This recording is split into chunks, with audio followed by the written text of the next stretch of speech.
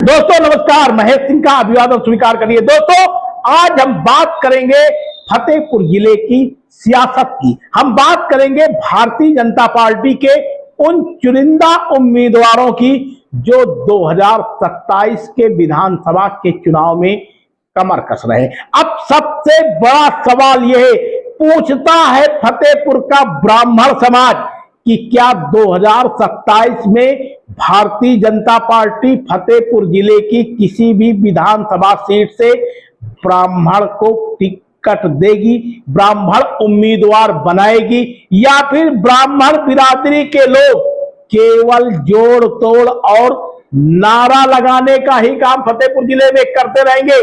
दर्शकों, यह सवाल ब्राह्मण समाज के जो अगुआ हैं उनके दिलो दिमाग में कचोट रहा है। शादी हो या कोई समारोह, मुंडन हो या फिर कोई बैठक, सब में यही चर्चा होती है कि 2027 के चुनाव में फतेहपुर जिले की 6 विधानसभा सीटों में किस विधानसभा सीट से ब्राह्मण को टिकट मिलेगा, इस पर सभी की नजरें टिकी हुई हैं। तो आप भी दर्शकों खबर को विस्तार से जानने से पहले कमेंट बॉक्स में यह जरूर बताइएगा कि किस विधानसभा में ब्राह्मण की सबसे अधिक दावेदारी होना चाहिए।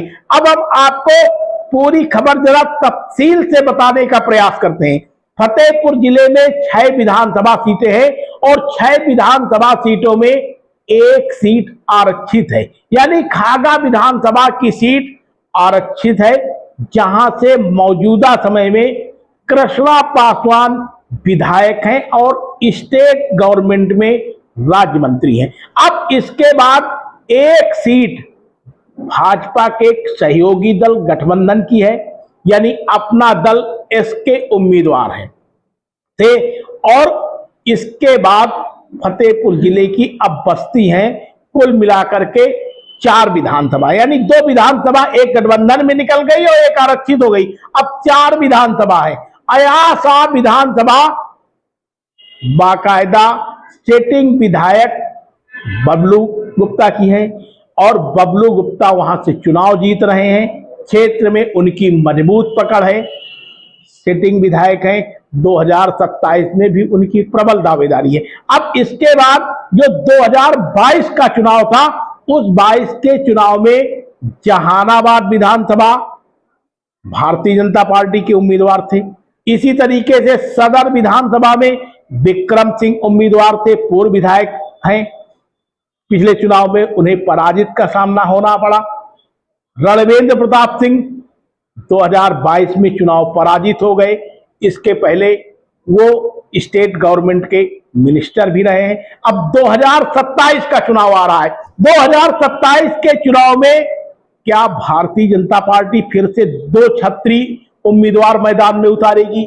वैश्य बिरादरी को तो मैदान में उसने ऑलरेडी उतार रखा है, खागा आरक्षित ही है, या फिर कुर्मी बिरादरी के 2 उम्मीदवार होंगे, यानी एक गठबंधन का होगा और दूसरा उम्मीदवार भी कुर्मी बिरादरी का ही होगा।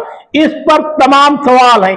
या फिर छत्री बिरादरी के 2 उम्मीदवार होंगे। दोनों कद्दावर नेता है। विक्रम सिंह की भी प्रबल दावेदारी है सदर विधानसभा से, तो दूसरी तरफ रणवेंद्र प्रताप सिंह उर्फ धुन्नी भैया भी अपने क्षेत्र में हाई प्रोफाइल नेता हैं और संगठन से लेकर सत्ता तक उनकी मजबूत पकड़ है। किसका टिकट कटेगा?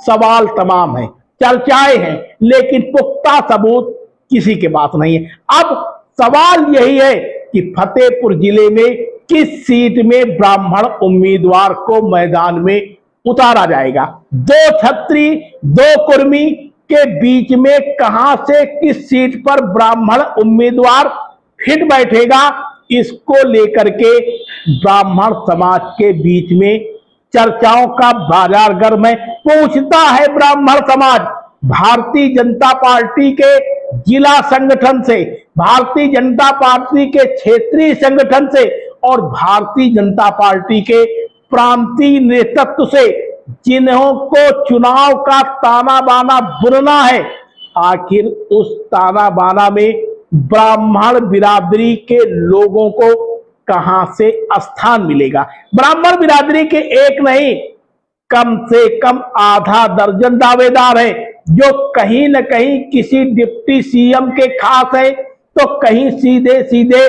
संगठन के हाई कमान के नेताओं के बीच में मजबूत पकड़ रखते हैं।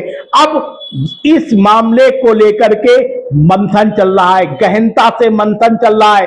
फतेहपुर जिले का नवयुवक ब्राह्मण समाज है, वो भी सोशल मीडिया में प्रहार करता है कि इस बार 2027 के चुनाव में यदि फतेहपुर जिले की किसी भी सीट से ब्राह्मण समाज को उम्मीदवार नहीं बनाया गया तो वो भाजपा से बगावत करेगा। अब बगावत जब शब्द आता है तो आखिर भाजपा के दिग्गज नेता सोचते हैं कि ब्राह्मण जाएंगे तो कहां जाएंगे, कांग्रेस में जा नहीं सकते, सपा में ठिकाना नहीं है, बसपा से दूर दूर तक नाता समाप्त हो गया है, तो ऐसे में बचती है केवल भारतीय जनता पार्टी। तो क्या ब्राह्मण समाज के लिए भारतीय जनता पार्टी फिर से 2027 के चुनाव में फतेहपुर जिले में मजबूरी साबित होगी? दर्शकों, खबर को आप शेयर जरूर करिएगा और कमेंट बॉक्स में अपनी राय जरूर दीजिएगा ताकि ऐसी खबरें लगातार आप तक पहुंचती रहे। आप देख रहे हैं शपथ समाचार।